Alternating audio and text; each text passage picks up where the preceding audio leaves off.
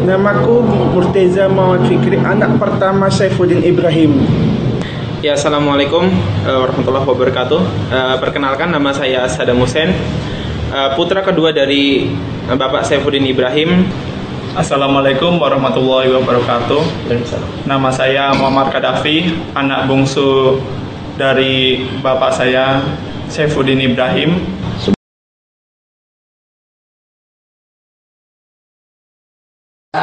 Kita sering mendengar cerita murtadnya seorang muslim.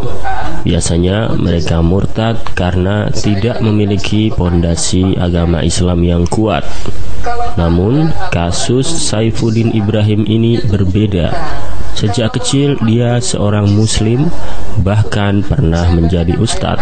Namun, akhirnya dia murtad dan menjadi pendeta. Assalamualaikum warahmatullahi wabarakatuh. Warabbina Isa al-Masih. Terima kasih. Kesempatan ini saya akan pergunakan maksimal. Dari kecil saya muslim. Ibu saya guru agama di rumah tangga itu, dan saya sangat hormat dengan mama saya. Kelas 6 SD saya baca Injil Perjanjian Baru. Kalau ada ayat yang menyenangkan hati, saya baca keras-keras, mama saya tahu. Kemudian saya bilang, "Ma, saya nggak akan menjadi orang Kristen." "Nanti kamu masuk Kristen." "Catat, Ma, saya akan menjadi pembela Islam paling berani." Kelas 6 tamat, SMP tamat, penasaran di mana sekolah yang mengajarkan Injil. Sambil saya baca banyak buku Hamran Amri, Yusuf Roni, saya benci semuanya. SMA Muhammadiyah di Bima, dapat beasiswa dari pimpinan pusat Muhammadiyah. Kuliah di Solo, ambil jurusan perbandingan agama, semua agama saya pelajari. Yahudi, Kristen, Islam saya pelajari. Hindu, Buddha saya pelajari. Kuliah itu saya pakai kesempatan saya. Saya dakwah ke Klaten, Wonogiri. Tidak kurang 15 orang Kristen masuk Islam. Dalam Al-Maidah ayat 47, "Wal yahkum ahlal injil bima anzalallahu fihi. Wa man lam yahkum bima anzalallahu fa ulaika humul fasiqun." Hendaklah orang-orang yang pernah memegang Injil memutuskan perkara menurut apa yang diturunkan Allah di dalam Injil itu. Bapak masuk Islam, salah. Barang siapa yang tidak memutuskan perkara berdasarkan apa yang diturunkan oleh Allah, fasik. Jadi orang Kristen masuk Islam, fasik alias busuk. Tapi kalau saya masuk menjadi orang Kristen, itu adalah suatu kebanggaan. Yesus membawa agama damai. Yesus tidak pernah membawa pedang. Jangankan pedang, pisau dapur saja tidak pernah dibawa oleh Yesus Kristus untuk menakuti pengikutnya. Tapi Nabi Muhammad memimpin 27 kali peperangan. Beliau adalah panglima perang. Dan satu-satunya agama yang boleh berperang hanyalah Islam. Yang kedua, saya tidak mampu melaksanakan ajaran Islam. Al-Baqarah harus 208. Ya ayyuhalladzina amanu udkhulu fis-silmi kaffah. Hei semua manusia, orang-orang yang beriman, masuklah dalam Islam itu secara sempurna. Saya tidak mampu melaksanakan ajaran Islam dengan sempurna. Sholat 5 waktu siapa kuat? Mungkin ibu-ibu yang banyak duit boleh. Tapi tukang becak, orang miskin, petani susah mengikuti ajaran Islam.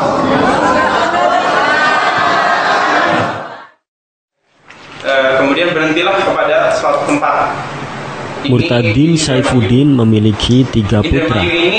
Ketiga putranya ini masih seorang muslim dan mereka sangat kecewa karena ayahnya murtad. Dan permasalahan itu mengerucut kepada kepemurtadannya Abi. Abi murtad ketika saat itu tahun 2005. Dan berikut ini adalah testimoni ketiga putra Saifuddin Ibrahim kepada Ustadz Insan Mokoginta. Agama Kristen Ini nama saya Insan LS Moko Bintang. Saya berdomisili di Depok. Saat ini saya sedang berada di Solo, di sekitar Universitas Muhammadiyah Surakarta UMS. Adapun tujuan saya datang ke Solo ini dalam rangka untuk menemui ketiga putra-putra yang ganteng-ganteng ini. Ini ada sehubungan ya dengan murtadnya seorang ustadz ya bernama Pak Saifuddin Ibrahim, yang kemudian beliau menjadi pendeta. Nah, ketiga anak inilah putra beliau. Jadi kedatangan saya ke sini karena penasaran. Saya ingin mendengar langsung dari kesaksian mereka bertiga tentang berpindahnya bapak mereka menjadi seorang misionaris atau penginjil, bahkan pendeta. Karena bukan hanya saya yakin banyak orang Islam lainnya juga penasaran ya, karena sangat langka, sangat jarang sekali ada seorang ustadz benaran bisa murtad, meninggalkan Islam, bahkan menjadi pendeta. Dan ya alhamdulillah saya telah beberapa kali mengadakan perdebatan dengan beliau di Bandung maupun di Jakarta. Namun rasa penasaran saya belum selesai sebelum saya mendengar langsung kesaksian dari putra-putra beliau yang ganteng-ganteng tiga orang ini. Namaku Murteza Muhammad Fikri, anak pertama Saifuddin Ibrahim. Ya, assalamualaikum warahmatullahi wabarakatuh. Perkenalkan, nama saya Saddam Hussein, putra kedua dari Bapak Saifuddin Ibrahim. Assalamualaikum warahmatullahi wabarakatuh. Nama saya Muhammad Kadafi, anak bungsu dari bapak saya Saifuddin Ibrahim. Subhanallah, dari nama mereka bertiga ini sangat luar biasa ya. Nama orang-orang yang sangat dikenal dan disegani ya kan di dunia. Tapi kok anehnya bapaknya kan malah meninggalkan Islam ya, bahkan menjadi penginjil. Nah, oleh sebab itu pada kesempatan ini saya ingin bertanya kepada mereka bertiga, terserah siapa yang akan menjawab. Pertanyaan saya pertama itu, apa yang kalian ketahui tentang latar belakang atau penyebab ayah kalian bisa murtad masuk ke dalam agama Kristen? Jadi memang sebenarnya kalau misalnya untuk menceritakan kenapa Abi berpindah dari agama Islam kemudian dia murtad menjadi seorang Nasrani, sebenarnya memang harus diawali sebuah cerita dahulu. Ya. Memang beliau, Abi kami itu dahulu juga alumni UMS di Universitas Muhammadiyah Surakarta. Dia ambil jurusan Usuluddin, konsentrasinya perbandingan agama. Jadi memang bukan hal yang baru ketika dia membandingkan agama, belajar tentang agama-agama yang lain, bahkan Kristen sekalipun seperti itu. Ya. Nah, mulai dari saat itu beliau juga adalah seorang kader dari Muhammadiyah. Kemudian dia ditempatkan ya berdakwah kemana-mana, Bogor, kemudian Depok juga salah satu, Jepara, dan akhirnya ke Jepara. Kemudian menikah sama Umi gitu.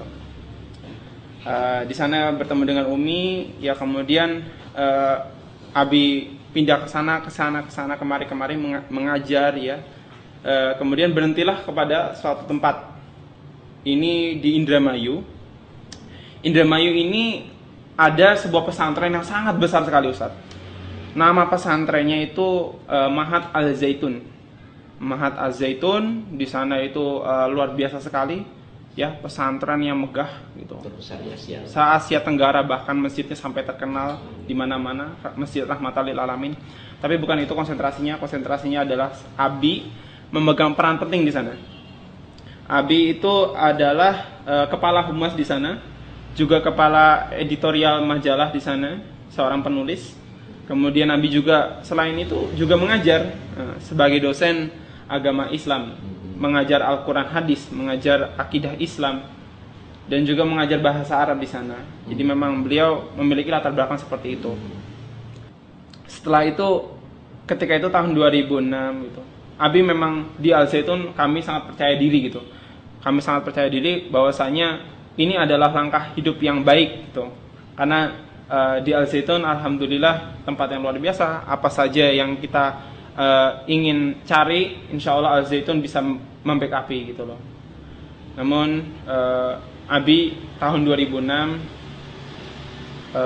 beliau sempat ada permasalahan gitu kan.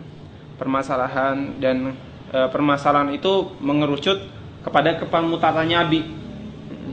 Abi murtad ketika saat itu tahun 2006. Dan tapi dari keluarga kami, baik Umi, saya sendiri, Bang Fikri, Kak Davi, nggak ada yang mengetahui, gitu. Belum ada yang mengetahui. Abi mungkin pemirsa sekalian bisa tahu gitu dari apa, dari kesaksian Abi gitu kan. Tapi yang memang melatar belakangnya Abi itu adalah ketika Abi itu down gitu kan, merasakan mungkin ada kekecewaan terhadap lembaga ini, institusi ini, Al Zaitun itu sendiri gitu kan.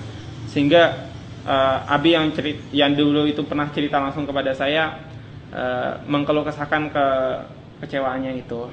Dan akhirnya, tapi lambat laun saya adalah orang yang pertama di keluarga mengetahui Abi itu masuk Kristen. Orang yang pertama.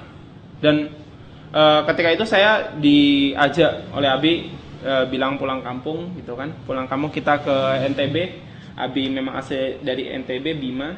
Di sana kita rekreasi dan lain-lain gitu kan. Tapi memang hal yang janggal adalah ketika kita berjalan ke sana kemari, kita sempat transit di beberapa tempat. Ada di Jakarta, ada juga di Surabaya gitu kan. Dan ketika transit, kita selalu mengunjungi, saya sama Abi berdua saja, ini mengunjungi tempat teman-temannya Abi gitu. Tapi ketika bermain ke sana, yang saya temui gitu kan, adalah teman-teman Abi itu non muslim semua gitu loh. Dari pertama kali ketemu, mohon maaf saya harus sebut tahu namanya, ada Pendeta Edi Sabto gitu kan. Pendeta Edi Sabto, kemudian juga ada yang asal dari Surabaya juga itu bapak-bapak di sana gitu kan. Di sana baik orangnya, orang-orang yang baik gitu kan.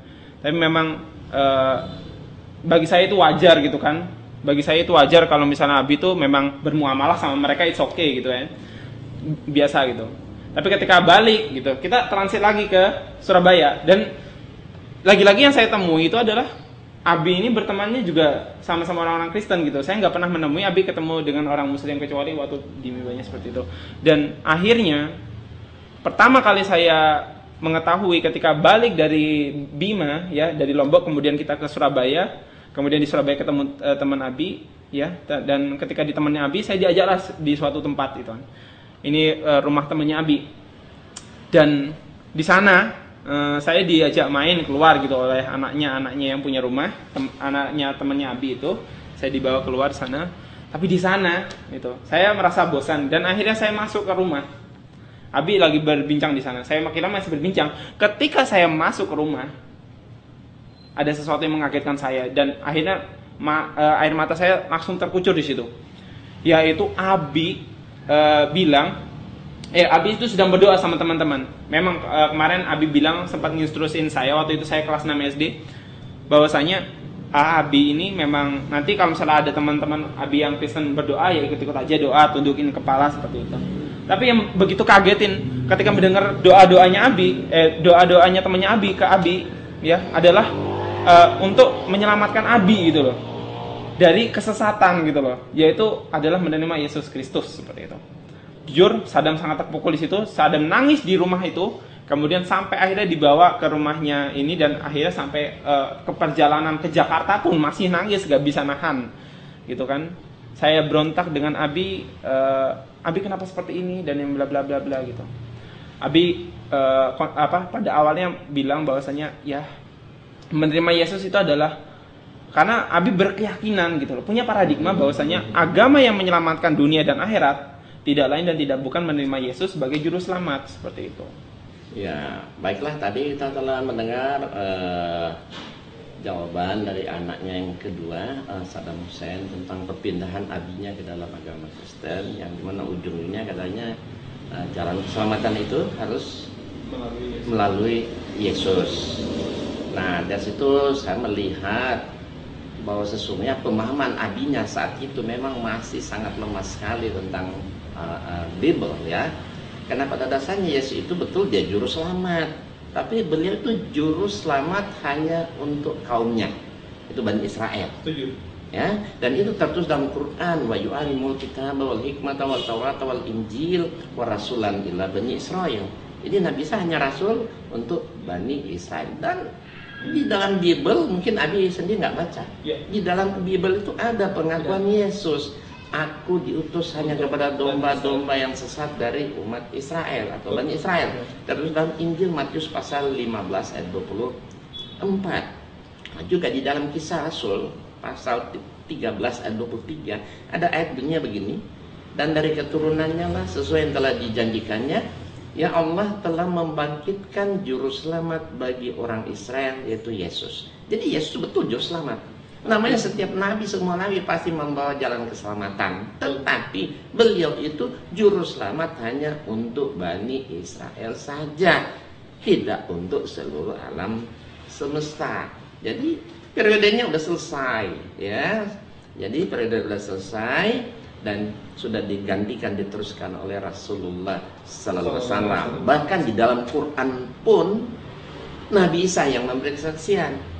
Dalam surat As-Saff apa kata Nabi Isa, wa isqala Isa ibnu Maryam, ya Bani Israel, inni Rasulullah ilaikum musaddiqan lima baina yadayya minat Taurat wa mubassiran birasuli ya'ti min ba'di ismuhu Ahmad. Jadi Isa sendiri memberi kesaksian dalam Quran bahwa dia itu rasul hanya untuk Bani Israel, dan menjelaskan tentang akan datangnya seorang rasul penggantinya, penerusnya, yaitu Rasulullah SAW, Muhammad, Ahmad maksudnya, yang terpuji, maksudnya itu nama dari Nabi kita Nabi Muhammad SAW.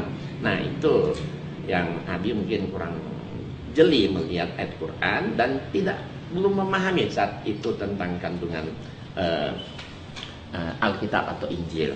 Tapi baiklah, tidak apa-apa, kita akan bahas selanjutnya. Kemudian pertanyaan berikutnya ya, setelah beliau masuk dalam agama Kristen dan menjadi penginjil, apakah ada usaha-usaha Abi kalian itu untuk mengajak istrinya, ibu kalian, dan kalian bertiga itu untuk masuk dalam agama Kristen atau mengikuti beliau? Silakan. Mengenai mengajak ayah kami Saifuddin Ibrahim, pertama kali memang saudara saya Saddam Hussein yang pertama kali mengetahui bahwasannya ayah saya Saifuddin Ibrahim murtad dan mengikuti agama Kristen. Nah, di sini kami bertiga, di sini antara saya sama Bang Fikri, di sini waktu pertama kali itu pindah ke Jakarta. Di situ kami berdua tidak mengetahui bahwasanya ayah kami itu memasuki agama Kristen. Dan ketika itu juga Bang Saddam juga galau. Dia tidak bisa langsung mengatakan bahwa ayah kami memasuki agama Kristen tersebut. Tapi setelah beberapa lama, seminggu kemudian di Jakarta, akhirnya Bang Saddam berani mengatakan kalau ayah kami itu memasuki agama Kristen. Dan di situ kami berdua antara Bang Fikri ataupun saya pun menganggap ya aneh gitu loh. Masa seorang ustadz, kita udah diajarin sejak kecil mengenai agama Islam, lalu tiba-tiba ayah kami menerima agama Kristen sebagai Yesus sebagai juru selamat dia. Apakah dia berusaha, maksudnya kalian bertiga sama ibu kalian, ada usaha beliau untuk ikut dia? Iya itu. Setelah mengatakan itu, sebelumnya itu ayah kami itu tidak langsung mengajak, tidak secara langsung. Dia pertama kali di Jakarta, dia memberi kita Alkitab satu persatu. Lalu di sana kita disuruh membuka pasal Amsal, lalu Matius, terutama Amsal itu mengenai keorangtuaan. Dia mengajari kami lalu mendoktrin kami. Nah di situ antara saya sama Bang Fikri itu belum mengetahui. Nah di situ kita oke aja, mungkin sebagai ayah kita yang ustadz itu ingin mengajari. Nah setelah seminggu kemudian ayah kami sudah ngomong ya sebelumnya ya, kalau seminggu kemudiannya Bang Sadam mengatakan bahwasannya ayah kami masuk Kristen.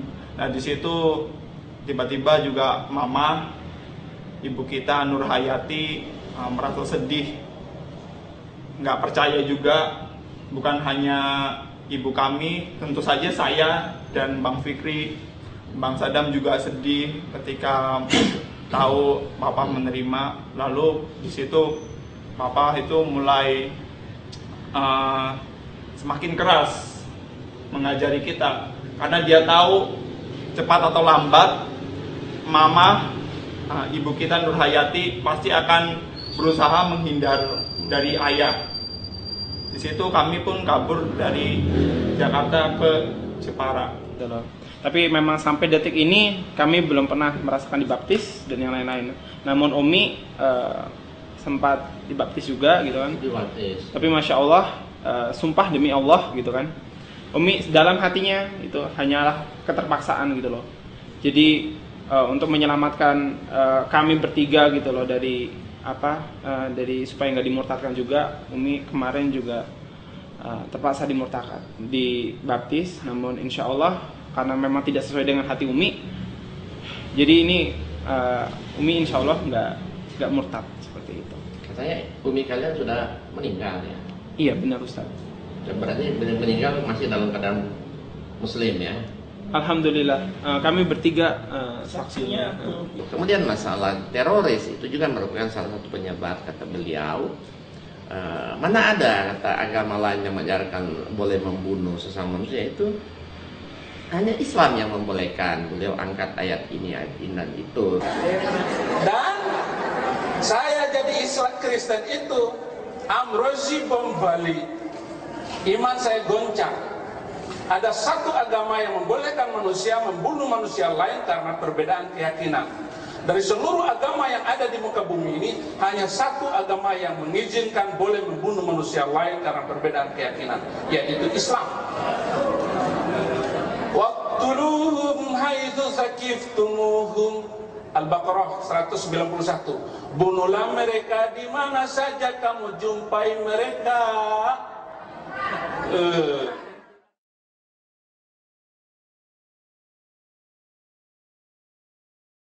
Masalah membunuh tadi kita lihat, ini ayat Bible. Siapa yang menyuruh menumpas? Tumpaslah, jangan ada belas kasihan, bunuh semuanya. Laki-laki, perempuan, harta anak kecil menyusul, disuruh bunuh sama Allah. Inilah saya bilang ajaran teroris, sadis, bengis, biadab. Teroris itu semua tertulis di Bible, bukan di Quran. Saya heran. Surat Muhammad ayat 4, beliau menunjukkan surat Muhammad 4. Tolong dibaca Pak Ustadz dengan Pak Pendeta, hati-hati. Itu ada di kurung. Ya, apabila kamu bertemu dengan orang kafir di medan perang, itu dibuang, maka pancunglah batang leher mereka. Jadi boleh kita membunuh, tetapi terhadap orang kafir, dan itu pun di medan perang. Bukan asal orang ketemu orang Kristen bunuh. Kalau ketemu orang Kristen bunuh, biasanya kita ada bunuh mereka semua kan? Enggak. Ayat itu coba baca, dalam kurung di medan perang. Tapi kalau tadi ini apa? Bunuh semuanya, tumpas semuanya, jangan ada belas kasihan. Bunuhlah semuanya, anak-anak maupun perempuan, ya. Bahkan anak menyusul, lembu, semua binatang juga harus ditumpas, dibunuh tanpa belas kasihan. Ya, baiklah, barangkali ini pertanyaan terakhir ya. Apa yang kalian harapkan atau ada himbauan barangkali ya terhadap abi atau ayah kalian? Silakan. Ini harapan kami, Papa tolong bisakah Papa kembali ke Islam, karena meskipun Papa beragama Kristen saat ini, tolong jangan menghina Nabi. karena itu Nabi yang kami sayangi. Dan pesan Mamah itu sebelum meninggal, semoga Papa masuk Islam, karena Mamah kita sekeluarga utuh masuk surga semuanya. Itulah Pak. Di sini kami harap Abi, ayah kami, bisa sadar bahwasanya agama yang benar adalah agama Islam. Inna dina indallahil Islam. Al-yauma akmaltu lakum dinakum wa atmamtu alaikum nikmati wa raditu lakumul Islam madina. Bahwasanya agama yang satu-satunya diridhoi Allah itu hanyalah Islam, Abi. Saddam tidak mengharapkan lagi. Saddam sangat merekomendasikan Abi untuk kembali ke agama Islam. Sudah tidak ada jalan lain, karena cuma satu-satunya solusinya hanyalah Islam, Abi. Abi, kebenaran sudah terlalu terungkap. Kebenaran sudah begitu nyata. Segala sesuatunya sudah teruraikan. Segala sesuatunya tidak perlu dipertanyakan. Karena kebenaran hanyalah ada Islam. Begitu banyak bukti-bukti konkret, Abiku. Wahai Abiku, Saddam hanya berharap untuk kebaikan kami bersama. Seperti kata Umi yang tadi diucapkan oleh Bang Fikri, biarlah kita menjadi keluarga yang Islam, dan setiap apa yang kita lakukan itu bernilai di sisi Allah, dan akhirnya apa? Kita dipertemukan di surga, di surganya ya Allah.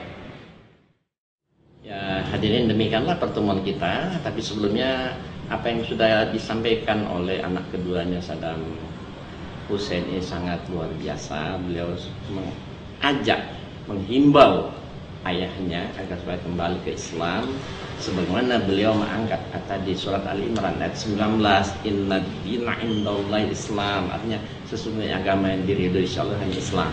Berarti selain pada Islam tidak diridhoi. Bahkan ada satu ayat lagi lebih menarik sebenarnya, surat Ali Imran ayat 85. Itu ayat 3, ayat lagi lain itu surat 5 ayat 3, al-yauma akmaltu lakum dinakum, itu surat 5 ayat 3 ya, di mana Allah telah menyempurnakan, meridhoi Islam itu sebagai agama bagi kita.